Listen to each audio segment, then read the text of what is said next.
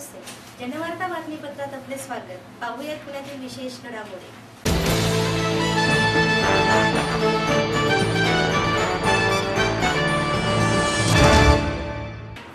बोपखेल ग्रामस्थांनी केलेल्या आंदोलनाला हिंसक वळण, 40 नागरिक आणि 25 पोलीस जखमी. बोपखेलमध्ये झाली तणावपूर्ण शांतता. बोपखेल येथील नागरिकांना जाण्यासाठी सैनिकी अभियांत्रिक महाविद्यालयातून जावे लागते. हा रस्ता सोडला तर 15 किलोमीटरचा वळसा घालून जावे लागते. या विद्यालयाकडून रस्ता बंद करण्यात येतो. त्यामुळे 2011 मध्ये गावकऱ्यांनी उच्च न्यायालयात याचिका दाखल केली, मात्र न्यायालयाने ती फेटाळली. गेल्या 8 दिवसांपासून हा रस्ता बंद करण्यात आला आहे. यावरून गावकरी आणि महाविद्यालय प्रशासन यांच्यामध्ये वादविवाद सुरू आहे. यात वाद शिगेला पोचल्यानंतर गावकऱ्यांनी प्रशासन विरोधात आंदोलन केले. आंदोलनादरम्यान नागरिकांकडून दगडफेक करण्यात आली. याच विरोधात पोलिसांनी नागरिकांवर लाठीमार करत काही नागरिकांना अटक केली. याच हिंसाचाराचे स्वरूप बदलल्याने नागरिकांवर पोलिसांनी अतिप्रमाणात लाठीमार केला. यात 40 नागरिक जखमी झालेले आहेत. 2 दिवस विचार करून यात काहीतरी मार्ग निघेल असे आवाहन पोलिसांच्या वतीने यावेळी करण्यात आले.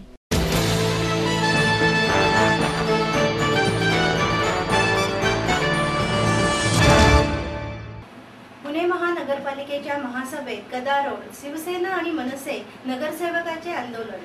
पुणे महानगरपालिका क्षेत्रातील वडगाव शेरी तसेच नगर रोड परिसरात पाणी पुरवठा कमी होत आहे. पुरेशा दाबाने पाणी येत नसल्यामुळे नागरिकांचे हाल होत आहेत. याकडे मनपा प्रशासनाचे लक्ष वेधून घेण्यासाठी शिवसेनेचे नगरसेवक सचिन भगत यांनी पेटता हंडा डोक्यावर घेऊन महापालिकेत सभा चालू असताना आंदोलन केले. बऱ्याच दिवसांपासून नगरसेवक भगत पाणी प्रश्नासाठी महापालिकेच्या अधिकाऱ्यांशी संपर्क साधत होते, मात्र प्रशासनाने याकडे दुर्लक्ष केले. म्हणून सचिन भगत यांनी मुख्य सभेत पेटता हंडा डोक्यावर ठेवत अंगावर पाणी द्या असे लिहिलेले कपडे घातले आणि पाणी योजनेसाठी 6 कोटी द्या अशी पाटी हातात घेऊन सभेत प्रवेश केला. यानंतर पोलीस आणि सुरक्षा रक्षकांच्या मदतीने भगत यांना बाहेर काढले. आपण बसून नियोजन करू व पाणी प्रश्न सोडवू असा शब्द महापौरांनी दिल्यानंतर भगत हे मागे फिरले. नगरसेवक भगत यांनी पाणी प्रश्नावर पत्रकारांशीही संवाद साधला.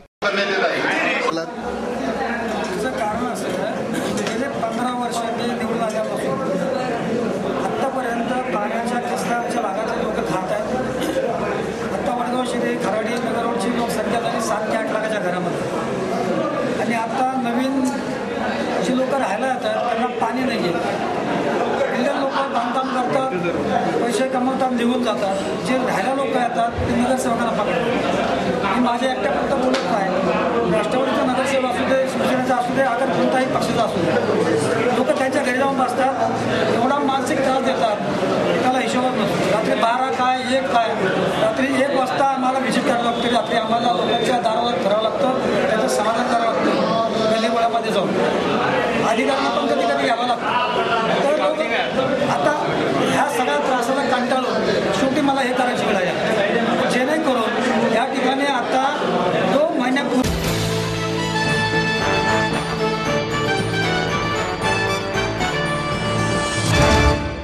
पावसाळा तोंडावर आला असतानाही अद्यापही मनपाकडून नालेसफाई आणि रस्त्यावरील राडारोडा उचलण्याची कामे पूर्ण झाली नाहीत. याकडे महापालिका प्रशासन लक्ष देणार कधी, यासाठी महाराष्ट्र नवनिर्माण सेनेच्या नगरसेवकांनी महासभेत आंदोलन केले. शहरातील काही भागातील अतिक्रमण अजूनही काढली गेली नाहीत. पावसाळ्यात त्या ठिकाणी पाणी अडवले जाते, यामुळे नागरिकांना त्रास होतो. काही नाल्यांमधील गाळ अजूनही तसाच आहे. त्यांमधील गाळ साचल्यामुळे पाणी रस्त्यावरून वाहू शकते. यामुळे वाहतुकीचाही प्रश्न निर्माण होऊ शकतो. यामुळे प्रशासनाने लवकरच याकडे लक्ष द्यावे असेही यावेळी मनसेच्या पदाधिकाऱ्यांनी महापौरांना सांगितले. याविषयी बाबू वागसकर यांनी माध्यमांशी संवाद साधला. सत्ता असताना राष्ट्रवादीचं लक्ष नाही. तुम्हाला काही उदाहरण देऊ शकतो. रोडवर असताना खड्डे असतील, राणे असतील, राडारोड असेल, त्या खड्ड्या प्रकारे 2 दिवस त्यांनी देखावा फक्त केलेला आहे. आणि त्याला पूर्ण जबाबदारी या पुणे शहराचे आयुक्त आहे. हे आयुक्त करतात काय, तुला विचारलं कोण जा विचारला गेला पाहिजे. सभागृहात विषय आता आणला त्या निमित्ताने की आत्तापर्यंत नियुक्ती झाली त्या दिवसापासून म्हणजे 25/8 पासून 31/3 मध्ये स्थायी समितीच्या 59 सभा झाल्या. 59 सभेमध्ये फक्त 24 सभेला ते हजर आहेत, बाकी सभेला ते हजर नाही. तसंच मुख्य सभा ही शहराची नगरसेवकाची मुख्य सभा बस या सभेमध्ये सगळे निर्णय होतात, ते निर्णय घेतात, प्रशासन इम्प्लिमेंट करतं आणि सुरुवात होती. परंतु ह्या मुख्य सभेला सुद्धा हे आयुक्त 99 सभा झाल्या, फक्त 63 सभेला हजर आहेत आणि 36 सभेला ते गैरहजर आहेत. म्हणजे इथं होणारे निर्णय इम्प्लिमेंट कोण करणार? ज्यावेळेस त्या प्रशासनाचा प्रमुख हा आयुक्त आहे आणि आयुक्त तिथं नसेल आणि निर्णय होतील तर त्या HOD कसे फॉलो करतील?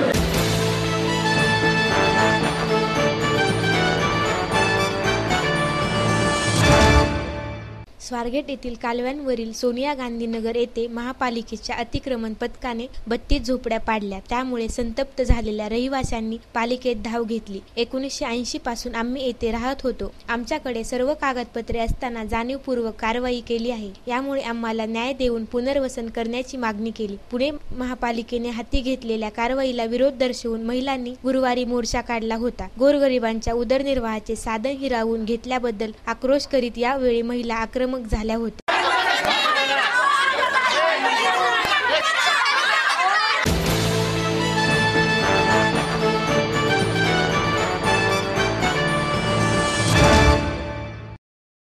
आपलं स्वप्न, आपलं मन, आपलं स्वतःचं घर हेच खरं धन.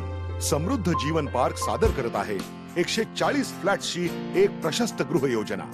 कात्रज कोंढवा रोडवर बिबवेवाडीपासून फक्त 2 किलोमीटर अंतरावर आपल्या आर्थिक गणितात बसणारे 1 व 2 BHK फ्लॅट्स. तब्बल 3 मजली पार्किंग सह ऐस गार्डन, क्लब हाऊस आणि इतर सुविधांनी सुसज्ज. बुकिंग साठी संपर्क 9850937373 9850947373. समृद्ध जीवन, नांदी सौभाग्याची, सुरुवात प्रगतीची.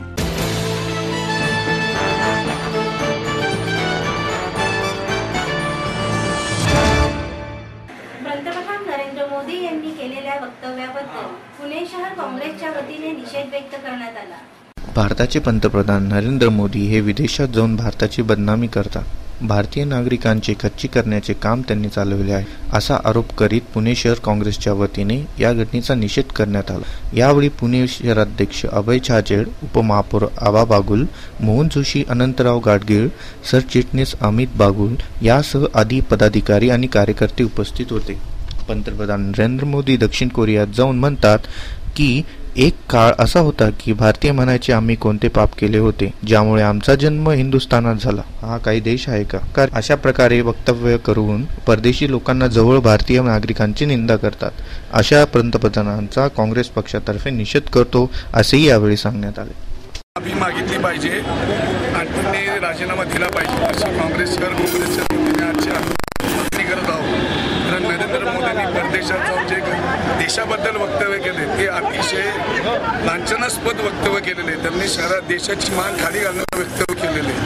भारत देश सारखा महान देश नाही ज्या जगाचा इतिहास अख्खा जग घेतोय आणि तिथं देशाचा पंतप्रधान जाऊन देशाच्या व्यक्तीबद्दल, देशाच्या आदराबद्दल, देशाच्या भावनाबद्दल की देशामध्ये आम्ही जन्मलो नाही वर्षापूर्वी तर मला खूप हे वाटलं असतं. कारण या देशाने तुम्हाला मोठं केलं, या देशाने तुम्हाला पंतप्रधान केलंय आणि या देशाला तुम्ही नावं ठेवतात. आम्ही आतापर्यंत बघितलेला नाही. चायनाला गेले, घोषणा केली की चायनीज लोकांना ई-व्हिसा देऊ आणि चीननी मात्र आपल्याला तशा प्रतिकार केलेला नाही. मागणी अशी आहे, बाहेरच्या देशात जाऊन पंतप्रधान आपल्या देशाच्या विरुद्ध बोलतो. या कृतीचा आम्ही निषेध करतो आणि म्हणून ताबडतोब नरेंद्र मोदी यांनी राजीनामा दिला पाहिजे आणि आपल्या परदेशात केलेल्या विधानांच्या बद्दल भारतीय जनतेची जाहीर माफी मागितली पाहिजे असं काँग्रेस पक्षाच्या वतीनं एक राष्ट्रीय पॅनलचा प्रवक्ता म्हणून मी मागणी करत आहे. या देशामध्ये स्वातंत्र्य मिळवण्यासाठी क्रांतिकारकांनी, स्वातंत्र्य सैनिकांनी आपल्या देहाचं बलिदान केलं आणि या देशाला स्वातंत्र्य मिळवून दिलं. त्या भारत देशाबद्दल परदेशामध्ये अशा प्रकारचं वक्तव्य करणं हे कुठल्याही भारतीयाला स्वाभिमानाचं नाही. पंतप्रधान नरेंद्र मोदी यांनी या क्रांतिकारकांचा राष्ट्रपिता महात्मा गांधींचा, सरदार वल्लभभाई पटेलांचा, नेताजी सुभाषचंद्र बोस यासारख्या क्रांतिकारकाचा अपमान केलेला आहे. म्हणून आम्ही मागणी करतोय की त्यांनी आपल्या पदाचा ताबडतोब राजीनामा द्यावा आणि देशाची जाहीरपणे माफी मागावी की मी हे जे वक्तव्य केलेलं आहे त्याचा पश्चाताप म्हणून मी या देशाचं पंतप्रधान पद सोडत आहे, अशी आमची काँग्रेस.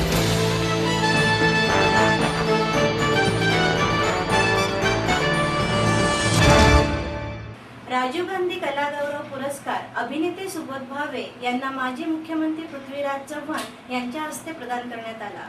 माजी पंतप्रधान राजीव गांधी यांच्या स्मृतिदिनानिमित्त प्रियांकाजी महिला उद्योग संस्थेतर्फे अभिनेते सुबोध भावे यांना पृथ्वीराज चव्हाण यांच्या हस्ते राजीव गांधी कला गौरव पुरस्कार देऊन गणेश कला क्रीडा मंच येथे गौरवण्यात आले. पुणेरी पगडी, स्मृतिचिन्ह, शाल, पुष्पगुच्छ असे पारितोषिकाचे स्वरूप होते. लोकमान्य टिळक, बालगंधर्व यांच्या भूमिका साकारताना माणूस म्हणून मी संपन्न झालो. त्या कालखंडांना, व्यक्तिरेखांना स्पर्श करण्याचे भाग्य मला मिळाले, असे मत सुबोध भावे यांनी व्यक्त केले. यावेळी प्रदेश युवक काँग्रेसचे अध्यक्ष विश्वजित कदम, माजी मंत्री हर्षवर्धन पाटील, आमदार अनंतराव गाडगीळ, उल्हास पवार, माजी महापौर कमल व्यवहारे, अभिनेत्री संस्कृती बालगुडे, संयोजक संजीवनी बालगुडे व संजय बालगुडे आदी उपस्थित होते.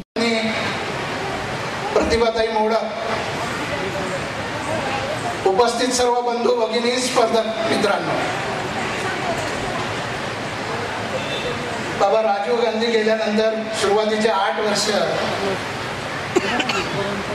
युवक काँग्रेसचा अध्यक्ष असल्यामुळे मी आणि नाना युवक काँग्रेसच्या माध्यमातून काम करतो.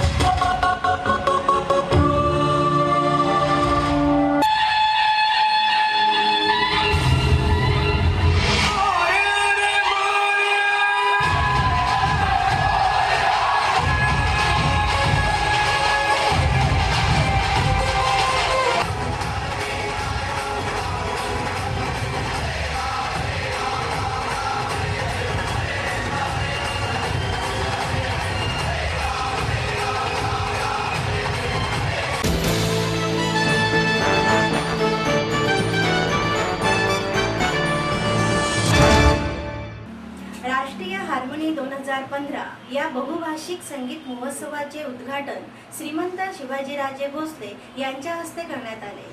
अखिल भारतीय सांस्कृतिक संघातर्फे आयोजित 11व्या राष्ट्रीय हार्मोनी 2015 या बहुभाषिक नृत्य, नाट्य, संगीत महोत्सवाचे उद्घाटन श्रीमंत शिवाजीराजे भोसले यांच्या हस्ते करण्यात आले. संगीत हे सर्व भेदभावांना दूर करून सांस्कृतिक सौंदर्य निर्माण करणारे वैश्विक मूल्य आहे, असे यावेळी भोसले यांनी आपले मत व्यक्त केले.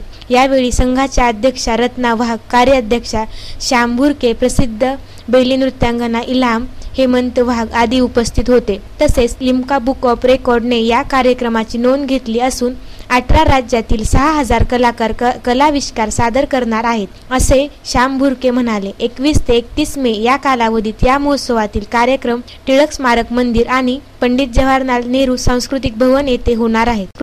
या निमित्तानं 18 राज्यातील विविध राज्यातील 6000 कलाकार या ठिकाणी येणार आहेत, आलेले आहेत. ते आपली कला सादर करणार आहेत आणि त्यातून मग प्रशस्तीपत्र म्हणा, बक्षीस ही वाटली जातील. त्याच्यासाठी परीक्षकसुद्धा सगळे निष्णात परीक्षक आहेत, त्याच्यामुळे त्याची काळजी करण्याचं कारण नाही.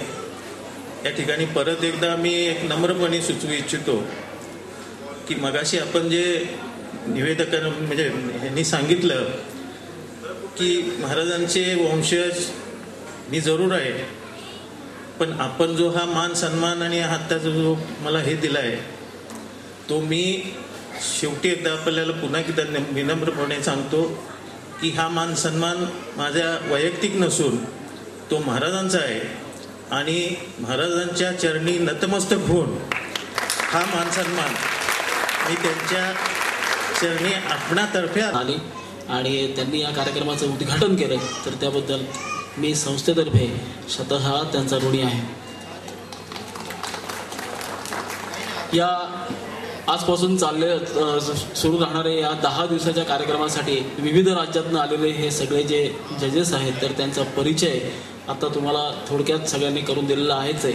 तरी पण पुन्हा एकदा सगळ्यांच्या परी एक आभार व्यक्त करायच्या दृष्टिकोनातून मी पुन्हा एकदा सगळ्यांना सांगेन की बंगालमधून आलेले सुब्रत डे, त्याच्यानंतर स्नेहा पेटकर, त्यानंतर कांचनजी ललिता, त्याच्यानंतर इल्हाम, त्याच्यानंतर केयाजी, विजया काळेजी, नगरकरजी, गुरुजी झेमिनीजी, मिलिंद साळवीजी. तर या सगळ्यांचं मी आभार मानतो आणि आभाराचा हा कार्यक्रम संपला आणि पुढची स्पर्धा लवकर सुरू व्हावी.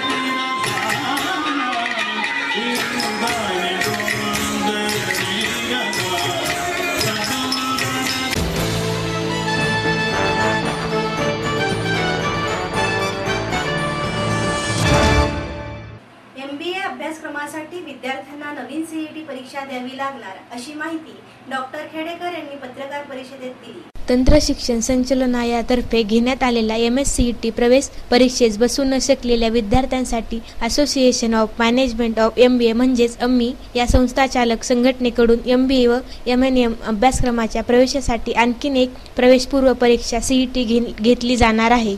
येत्या 2 ऑगस्ट रोजी ही परीक्षा होणार असून विद्यार्थ्यांना 30 जुलैपर्यंत प्रवेश परीक्षेचे अर्ज भरता येणार आहेत। अम्मी ही महाराष्ट्रातील 332 बिझनेस स्कूलची संघटना असून त्यास MSCET व राज्य शासनाची मान्यता आहे। 2015 व 16 या शैक्षणिक वर्षातील व्यवस्थापन शाखेच्या 2 अभ्यासक्रमांसाठी उच्च न्यायालयाने परवानगी दिली आहे। यामुळे संघटनेतर्फे ही प्रवेशपूर्व परीक्षा घेतली जाणार आहे, असे अम्मीचे अध्यक्ष डॉक्टर एकनाथ खेडेकर यांनी पत्रकार परिषदेत सांगितले। काही कारणास्तव DTE प्रवेशपूर्व परीक्षा देता आले नाही अशा ग्रामीण आणि शहरी भागातील विद्यार्थ्यांसाठी अम्मीची परीक्षा उपयुक्त ठरणार आहे। 14-15 हजारावरती गेला दरवर्षी बसण्याचा। आता मी या ठिकाणी पुढच्या महत्त्वाच्या मुद्द्याला सुरुवात करतो की CET आपण महाराष्ट्र सरकारने डायरेक्टर ऑफ टेक्निकल एज्युकेशनने MSCET घेतलेली आहे। त्या CETच्या माध्यमातून पूर्ण ॲडमिशनची सेंट्रलाइज प्रोसेस पूर्ण झाल्यानंतर ज्या जागा शिल्लक राहतील, जे वेकंट सीट असतील, त्याचबरोबर इन्स्टिट्यूटमध्ये ज्या इन्स्टिट्यूट लेवल कोटा असतो असे दोन्ही, या दोन्हींसाठी ही CET आपण घेत आहोत। आपल्याला कल्पना आहे की यावर्षी एक चांगली आनंदाची गोष्ट आहे की आपल्याला परमिशन ही लवकर मिळाली। गेल्या वर्षी 8 दिवस मिळाले होते, यावर्षी आपल्याला 2.5-3 महिन्याचा काळ या ठिकाणी CETच्या पूर्वी मिळालेला आहे।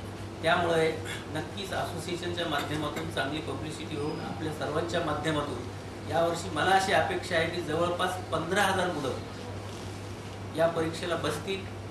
विशेषतः खेडेगावामध्ये बऱ्याच मुलांना MBAला जायचं असेल तर CET द्यावं लागते हेच माहीत नसतं। अशी मुलं आता या माध्यमातून येतील।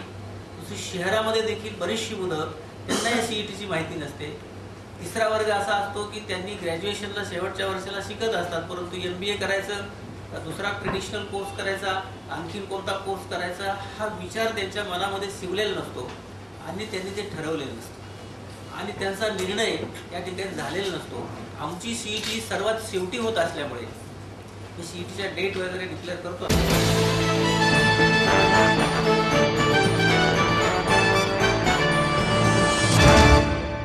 पुणे जिल्हा व्यापारी महासंघाच्या वतीने सारसबाग गणपती मंदिरात महाआरती आणि मोटारसायकल रॅलीचे आयोजन करण्यात आले होते।